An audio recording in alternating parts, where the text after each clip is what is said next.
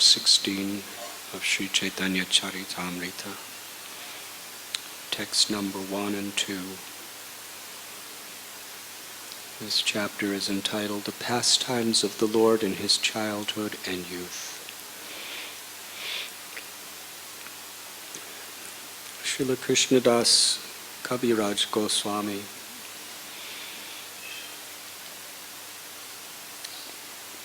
begins this chapter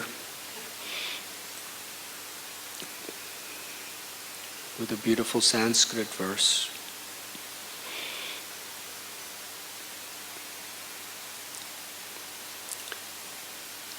Such great personalities as Kaviraj Goswami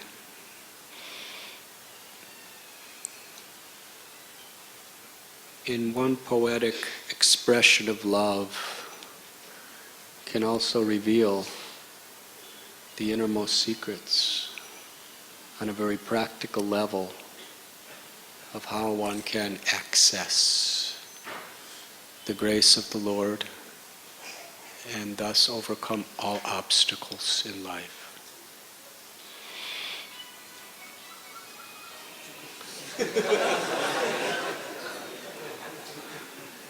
As long as it's not coming from Gorgopal, it's...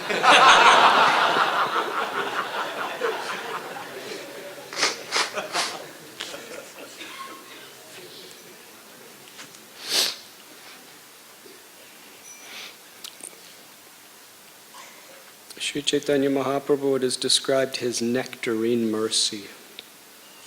It flows like a great river, inundating the entire universe. Just as a river flows downstream, Lord Chaitanya especially extends himself to the fallen. This analogy of a river is very powerful.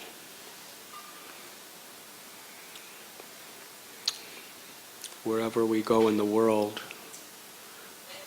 we find there are great and famous rivers that have been there timelessly.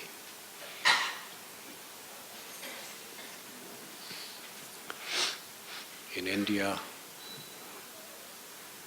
countless rivers, Ganga, Yamuna, Saraswati, Narmada, Kaveri, Krishna, Godavari, Krishna Venva, and so many others. The Vara, the Nasi, Varanasi is two rivers coming together. In Europe, there is the Rhine, the Thames, the Danube. So many songs about all of them. In America, there's the Mississippi River. I still remember in school how to spell it. Mississippi.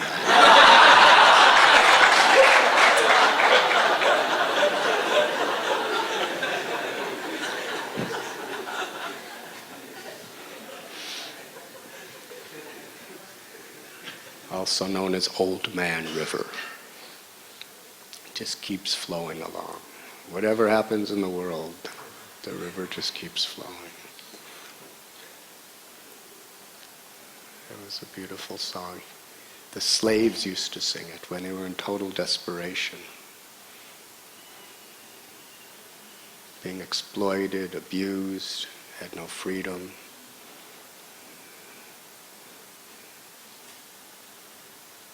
It said, the Old Man River, he must know something because he don't say anything. He just keeps flowing along.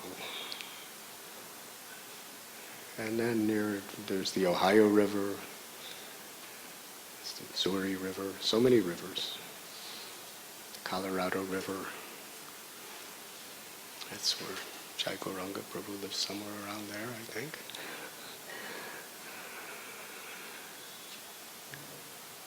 In South America, there's the Amazon River. You have heard of all these? So much of the greatness of a nation is known by what happens near the river. The whole Egyptian civilization was built near the Nile's river. A little lower, there's the Congo River. Most of the Western religions, so much history along the banks of the Jordan River.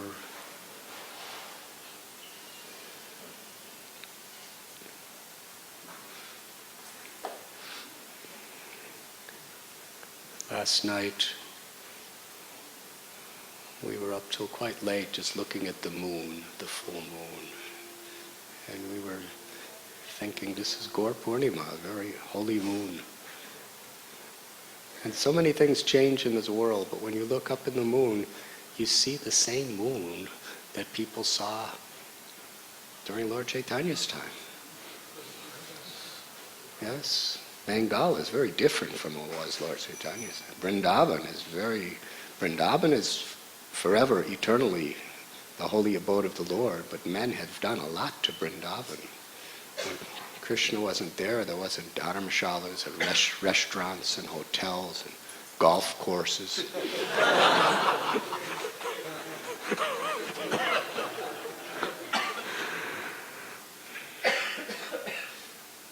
So with Bombay, when I first came to Bombay, it was nothing like this. Very different city. So we change everything, but somehow or other, human beings have not figured out how to change the moon yet. So when you look at the full moon, you see the exact same full moon. We're looking at it from here. Isn't it interesting that in Mayapur, they're looking up and seeing the exact same moon that we're looking at here at the exact same time? And anywhere in the world, when you look at the moon, same moon. And a full moon looks like a full moon, whatever, 5,000 years ago. During Ramchandra, same moon. But interesting is, what we see is never the same from one second to the next. Because it's the light of the sun reflecting, yes? So the light is always different. So it appears to be the same, but actually what we're seeing is constantly being changed. There's so much to learn just by looking in this. And similarly, the rivers. Ganga, Mai. I was just in Rishikesh, sitting on the banks of the Ganga.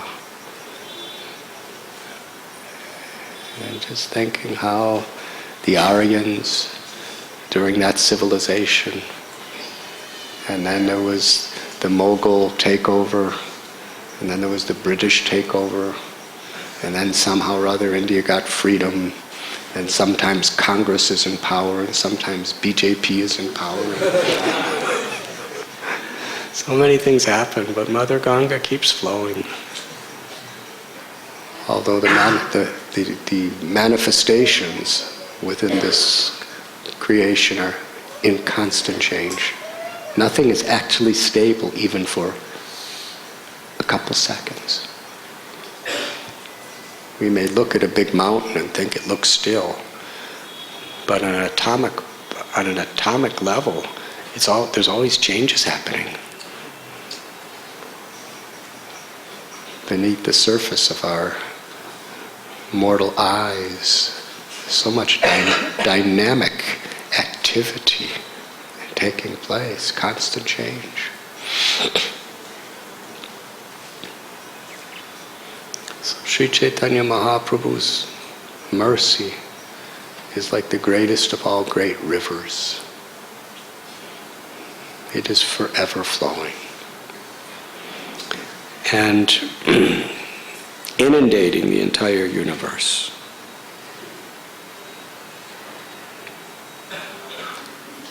Still, yeyatamam prapadyante tam statai vibhajamyaham. The Lord reciprocates with how we are willing to open our hearts to receive His mercy and to surrender. So the Lord can inundate the entire universe, and still the majority of the population may not take advantage of it. It's like in a desert. There could be beautiful, wonderful water, but if nobody's willing to go to drink it, that is the problem. And really, what is the Krishna consciousness movement? It's not creating the river. The river's already there. It's trying to somehow or other persuade people. Drink from this water. People are so busy drinking the waters of the temporary materialistic satisfaction, striving after these things, mad after these things, spending so much time risking their lives to try to quench their thirst with the salted waters of material enjoyment.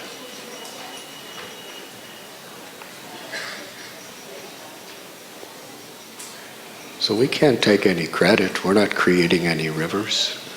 Lord Chaitanya is already inundating the world with the river. But through knowledge and through our examples, we have a chance of helping Srila Prabhupada and the great acharyas to just convince people this salty water that you're giving your lives to try to find, it's not what really makes you happy. Here is the river. Here is the Lord's mercy that has descended into this world. Just like a river, many, they begin in very high places. The Ganga begins in Gomukh, above Gangotri. Yamuna begins at Yamunotri, high in the Himalayas. The Godavari begins at, I believe, Brahmagiri in Nasik. You have to climb a high mountain to get to that. And they naturally flow down toward the sea. And the sea is like the level. When we evaluate how high something is from a geological perspective, we say so much meters above sea level. So the sea level is like the bottom place, and earth, mountains, whatever it may be, cities, civilizations are built, different levels above that sea level. And these great rivers, they are always flowing to the sea, always flowing to that lowest place, naturally. And in a similar way, this is a universal principle. In the Bible, Jesus says, "The meek shall inherit the earth. Blessed are the humble in spirit, for those are the kingdom of God." Theirs is the kingdom of God.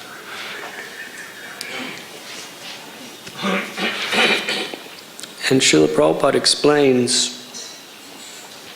that when great souls talk about being fallen, it doesn't necessarily mean that they are fallen. It means that they feel fallen.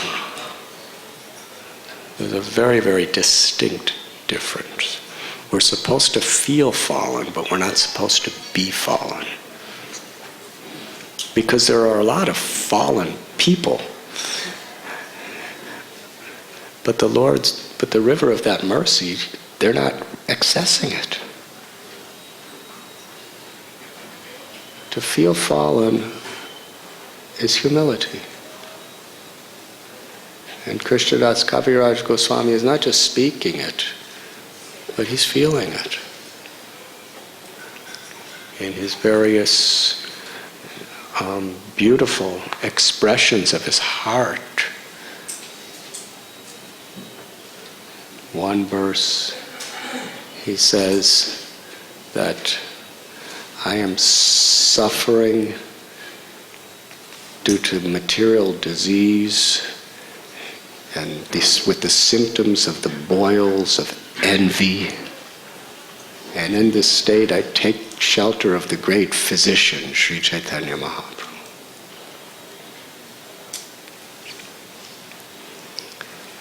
How many of you have had boils? Raise your hands high, please. Were they quite painful? Raise your hand if the boils were very painful. Very nice. Huh?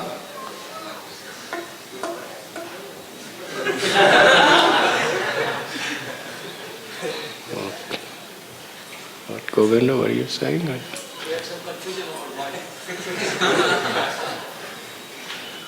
Boils is when you have in your skin pus and swelling and very much pressure.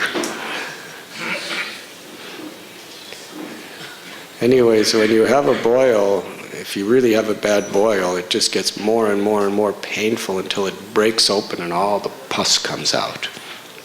As long as the pus is in there. And the worst thing is if the pus doesn't come out.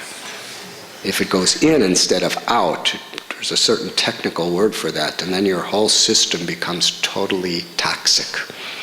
I've had that too. You get fevers and everything.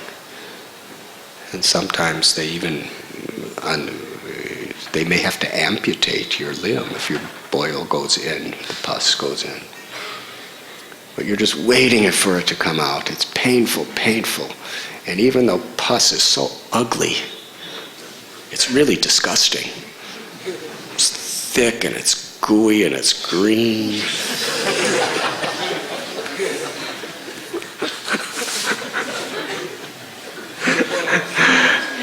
Swamis have these inclinations. It's disgusting.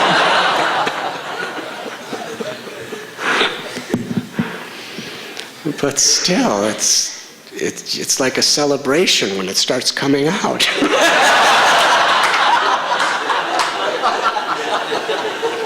You're just waiting day after day, when's it going to come out? And you can't make it come out. It has to come out on its own. Even if you try to puncture it, if it's not ready, it just doesn't come out. Sometimes a week, pain, when would it come? And then it comes.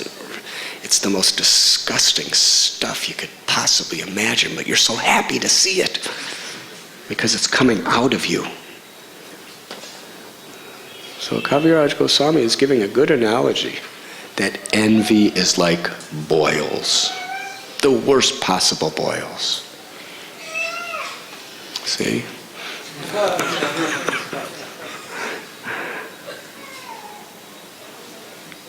And they cause so much pain to the mind, so much pain to the heart. In fact, Srila Prabhupada explains that the basic principle of material existence is envy.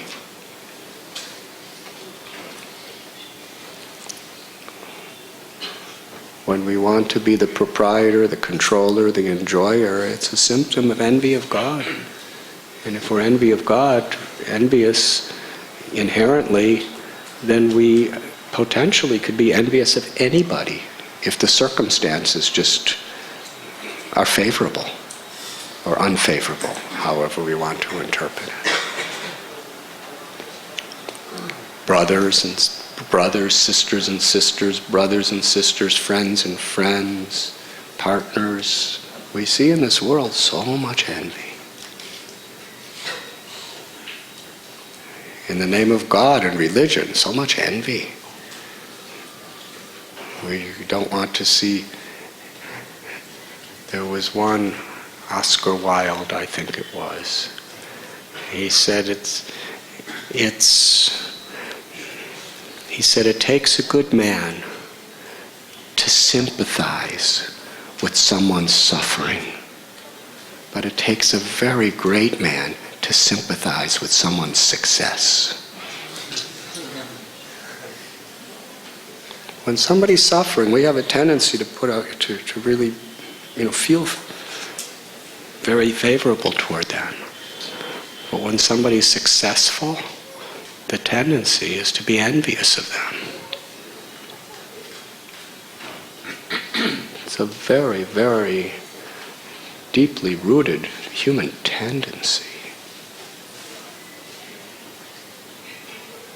And Srila Prabhupada, he just makes it so clear why we don't get it is a great wonder. Srila Prabhupada again and again, he defines so simple. He said, a Vaishnava means to be without envy. That's what it actually means to be a Vaishnava. It's not just about putting on tilak and putting on kantimala and folding your dhoti nicely and wearing your sari, in such a way that nobody sees your hairs. I don't know what they do, but it's not just about, carrying a bead bag around. All these things are very, very, all these aspects, and it's not even just about doing your sadhana or following the 4 regulative principles. That's not what a Vaishnava is, essentially. Following the regulative principles, doing our sadhana, wearing tilak and saris and dhotis are all methods that are meant to bring us to the point of being non-envious. But being a Vaishnava means to be without envy. Because you can't love God if you're envious. They are total opposites, love and envy. They are the most opposite things in creation, love and envy. Hate is a symptom of envy. The root cause of hate is envy.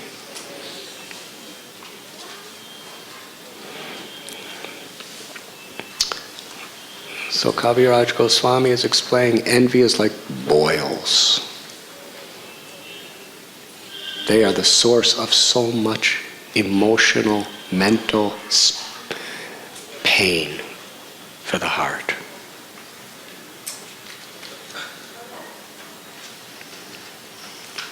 Due to the material disease, he said, I am contaminated by the disease of material infection and suffering due to the boils of envy.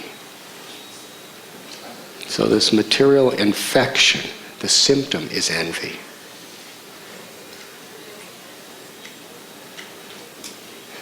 And when we actually take to spiritual life, sometimes what happens is we puncture that boil and the pus starts coming out. The pus, which is the cause of the envy, starts coming out. And it looks really ugly. But if we don't like it, or we think, well, let me just keep it inside so I don't see it, then it only exasperates the disease. So sometimes devotees, after taking to sadhana bhakti, they feel more contaminated than they ever were before. It's not that you're actually becoming more contaminated. It's that the pus is coming out and it doesn't look nice. We have to just we just have to let it flow and keep performing our sadhana with good character. But interesting, it's because Kaviraj Goswami is feeling himself to be in such a state that he's sincerely, urgently taking shelter of the great physician, Sri Chaitanya Mahaprabhu. If you feel you're well and healthy, do you take shelter of a doctor? Dwarkadish Prabhu? How many patients do you have that really take shelter of you, that feel themselves to be very perfect health? 0. But when somebody really feels helpless and they can't do it on their own, then they really take shelter, do they not? It's humbling.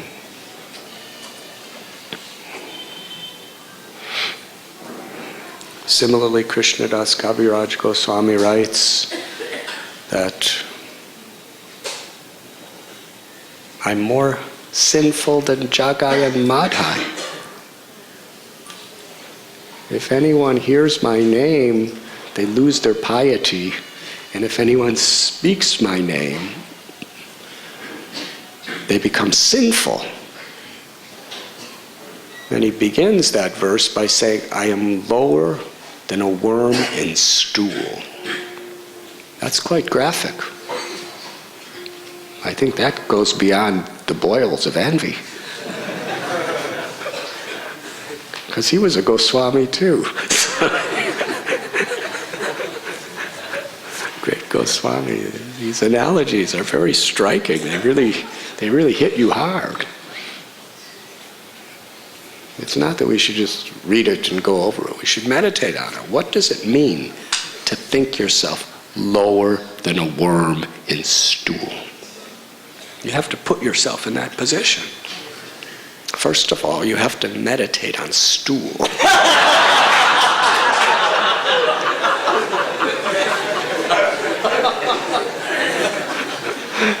This is a meditation. There's all sorts of yogic meditations that the teacher guides you through. I'm not going to do it in front of the deities too extensively, but a little I will. There it is, stool. I mean, not some plastic stool, real stool. Its texture, its flavor, its fragrance. I mean, you have to really imagine it. And then you are in this body of a little worm. You don't have legs. You don't have arms. You just kind of slither around. And practically anything you do, it go, because the way you're slithering around, you go face first, right?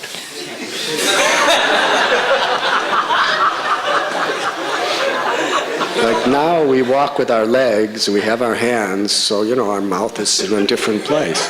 But a worm, wherever he goes, he just goes face first, and everything goes in his mouth. And everything goes in his nose, if they have noses. It just, everything. And that's where you live. It's a low position, isn't it? He's saying, I am lower than a worm in stool.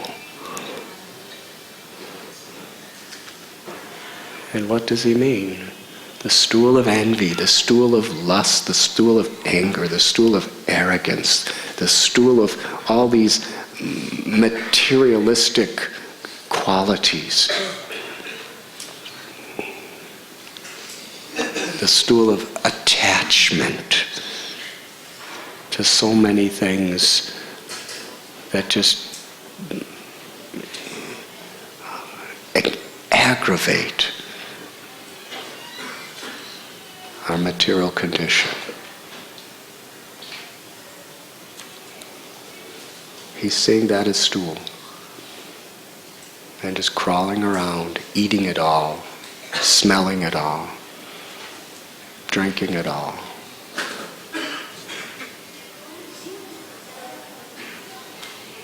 And Srila Prabhupada, he gives the analogy too. He said dry stool is very unpalatable for a hog or a worm, but wet stool is very delicious.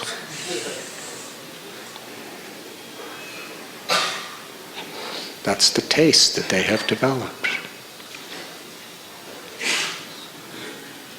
So in this state, Krishnadas Kaviraj Goswami is Trinadapi Sunichena, Tador Iba Sihishnana, Amanina Manadena Kirtaniya Sadahari. In that state, you just don't make aparads, you don't make offenses. Because actual aparads, there's minor aparads, and then there's serious aparads, offenses. A minor aparad is you accidentally touch a devotee with your toe. And you just, I'm sorry.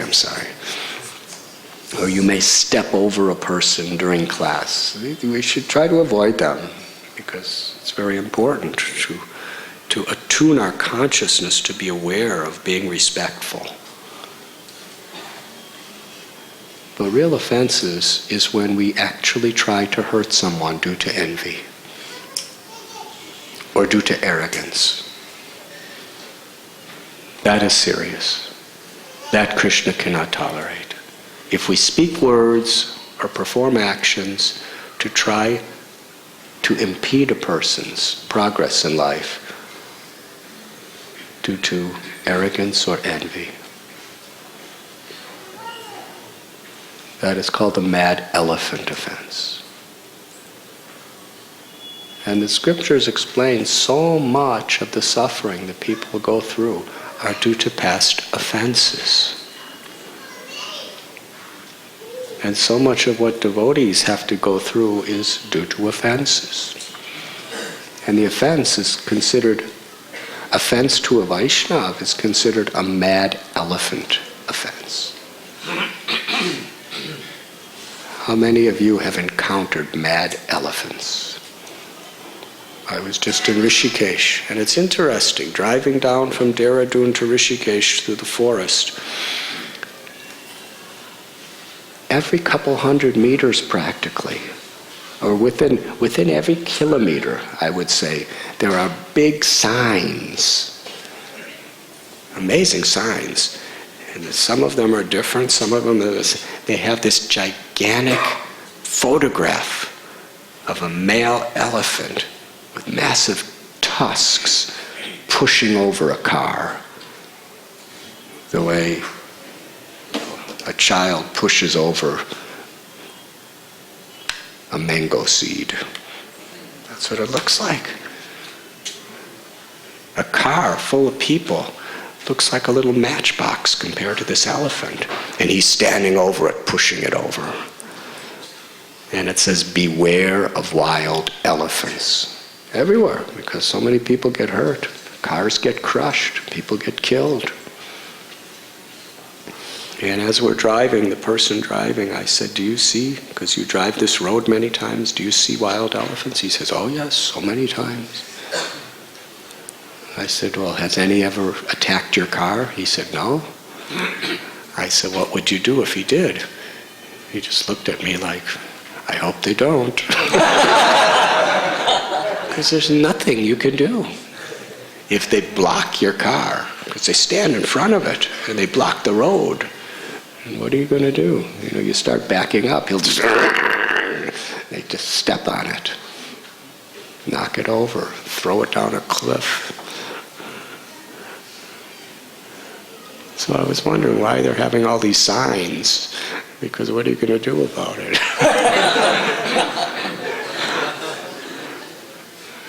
But then I was thinking, people could chant the holy name when they're driving. Sincerely, that's probably the value of the signs. But our farm community, Gokul Dham in Karnataka, His Grace Bhakti Rasamrita Maharaj, Madhava Prabhu, and so many devotees are there. And they told me, one time I was there, and they told me that there's very, very clear water on the neighbor's farm. And we have an ox cart with a big water storage that we take there and fill it with water and then bring it back to our place, because we don't have that fresh water like they do. So at a certain point, the neighbor would not allow us to bring the ox with the big water tank. We'd have to just go there with buckets by foot, because he had a rice crop growing. And this time of the year he wouldn't allow, because it would interfere with his growing of rice or something. So then I saw our devotees were going with the ox cart. I said, this is the time of the year, how is that? He said, because the rice crop of our neighbor was totally destroyed by an elephant. Now I'm getting to the point of the story, so be a little patient. One elephant, massive male elephant. The difficult thing is, because they're endangered species, if you kill an elephant, you have to spend years in jail. The elephant can do anything to you, but you can do nothing to the elephant. You could try to keep the elephant out, but how do you keep an elephant out? Of your rice crop, you have to spend crores of rupees building giant walls this thick. Otherwise, you put barbed wire fence or a metal fence, the elephant just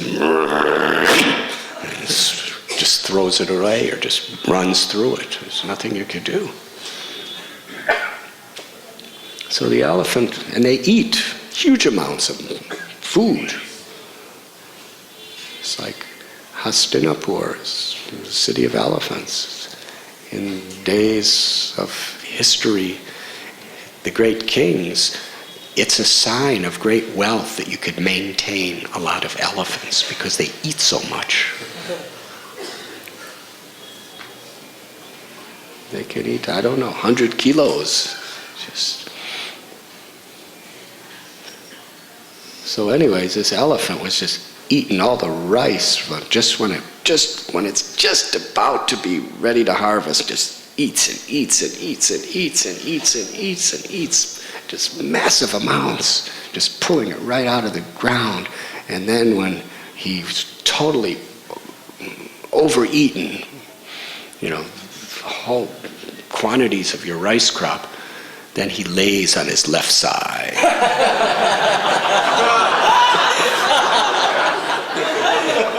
And wherever he lays, he completely crushes and destroys the crops that are there.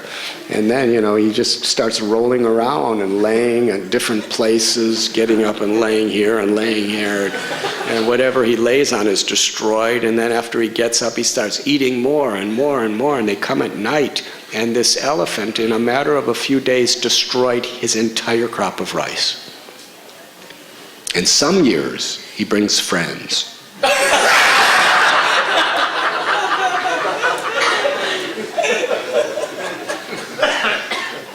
So they told me that a little boy, about 8 years old, was walking, and he saw the elephant, and the elephant looked at him, and the little boy got scared, and he went, he screamed and started running away.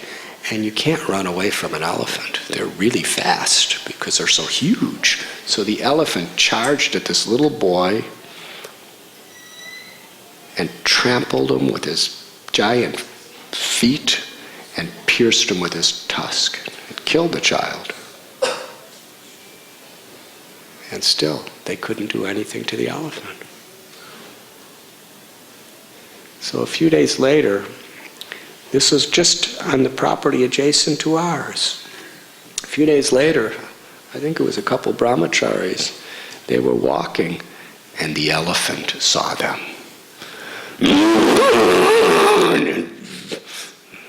The elephant charged at them in anger. He's a mad elephant. There's a time when these elephants, something starts exuding out of them and they become completely insanely mad and violent. In fact, years ago I went to the Columbus Zoo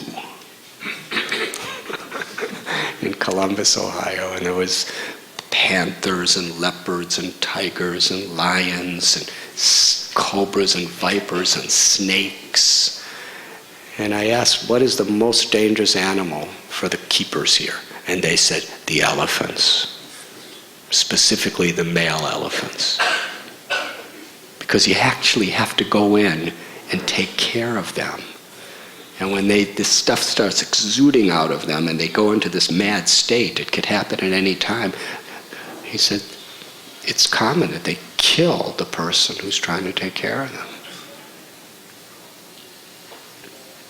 And they're very, extremely strong. I saw at Guruvayur an elephant a male elephant, wrap his trunk around a tree and uproot it and throw it. So this male elephant is mad, and he's charging at these brahmacharis. And they're running as fast as they can, but the elephant is galloping behind them. And he's catching up speed really fast with the intent to trample them and stab them and just mutilate them. Very angry. He's screaming, and they're running and running, and they understood there's no way that they could get away from the elephant. And one of the brahmacharis, remember, he was brought up in a village, and somebody taught him when he was a child that if you're chased by a mad elephant, what you have to do? You have to find a hill and run downhill. It's the only hope. You can't fight. Can't pick up a stick and say, hut, hut.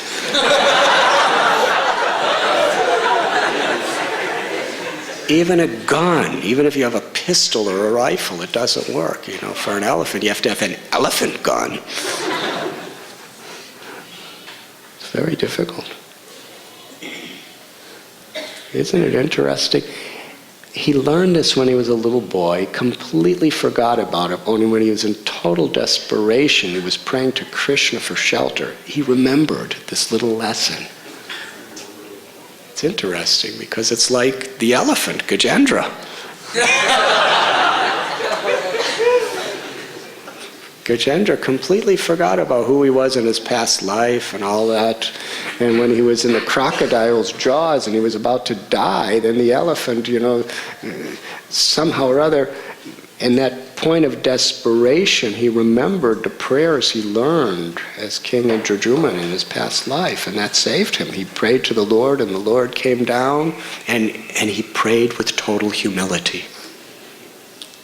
Yes? Gajendra, he prayed in total humility.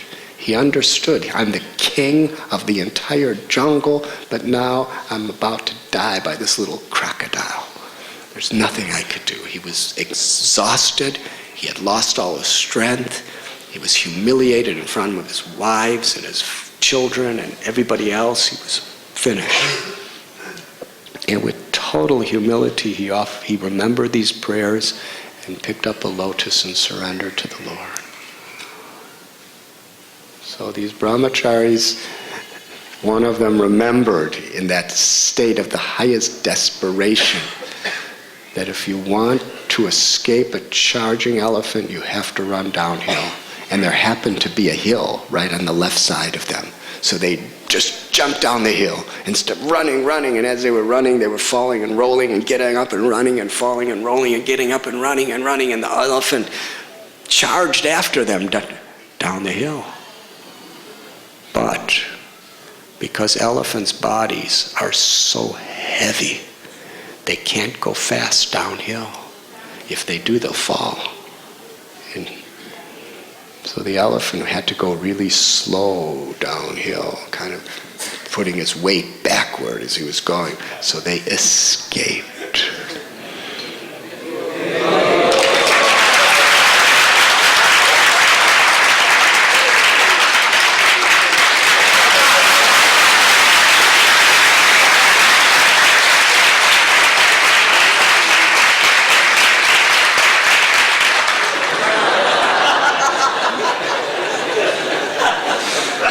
Thank you.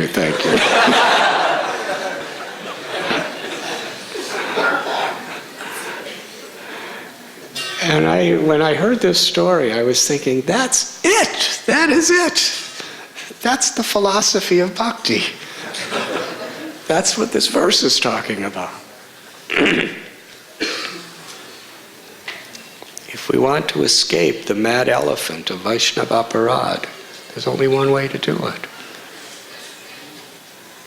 We can't be on this, we can't try to outrun it. We try to overcome it. The only thing that works is we have to humble ourselves to take a very low position. When we humble ourselves to take a low position, we are protected from the mad elephant of aparad, of offenses. You don't make offenses when you're humble. And whatever offenses you've made, we can actually overcome the reactions out of if we take a humble position. Just like Jagai and Madai, they offended Nityananda Prabhu in their arrogance. And they offended so many others.